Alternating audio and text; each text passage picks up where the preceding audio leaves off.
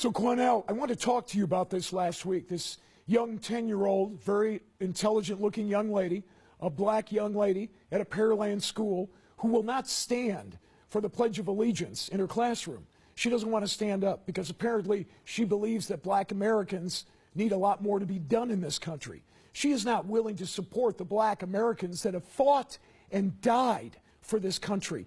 You know what I believe, Cornell? And I know you supported her publicly, but you know what I think?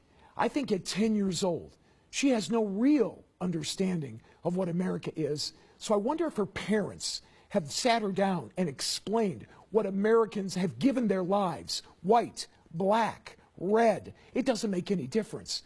They stood and they fought and they died for this country, and she doesn't want to do anything to honor them? Matt, she comes from a family of military service members. Her father is a retired military service member also who served this nation well with great dignity. She also has additional family members who was in the armed forces. Good. Her mother's a very intelligent woman who has had long conversations as well as her father about her not standing for the flag.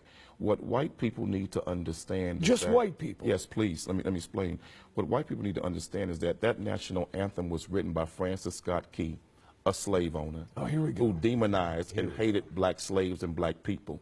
And that unwritten third, that unheard of and unspoken third verse, go research the third verse where he says, "There's no refuge in this country for the hireling or the slave. Both should be turmoil to the grave." How's her parents doing? This is a man Are they successful? that promised turmoil for black people to the grave. Would you ask Jewish children to say a pledge to a German anthem that disrespects Jewish people? If they're No, you living would in not. Germany, No, sure. you would not. Well, sure. That disrespects Jewish people? Then No, why, you would not. You certainly can kneel down. In America, you have the right to do that.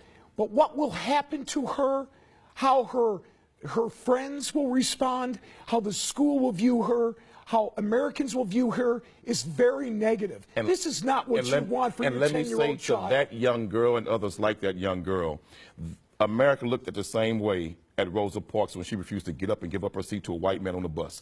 But history vindicated her. History vindicated her. America demonized Harriet Tubman for freeing slaves from slavery, but history vindicated her. So I say to that young girl, you stand strong, stand up, and stand for what you believe in. And to all of those who are too coward to do it, don't get in that young girl's way. Others like her, support that young girl. What would you like her to say to the men and women who have fought for this country like I ran into over the weekend, the black men and women who fought for this country, and some who gave their lives? And ask the black men and women who served America in its military, like in the Independence War. We helped America get it, and we were still slaves afterwards. Ask those in Vietnam who gave their war on Vietnam battlefields, but then came back and was called niggers in their own country. We have fought in America's war, and we've never been given the justice and the due process of everybody else in this nation. Then why don't you move to a different country?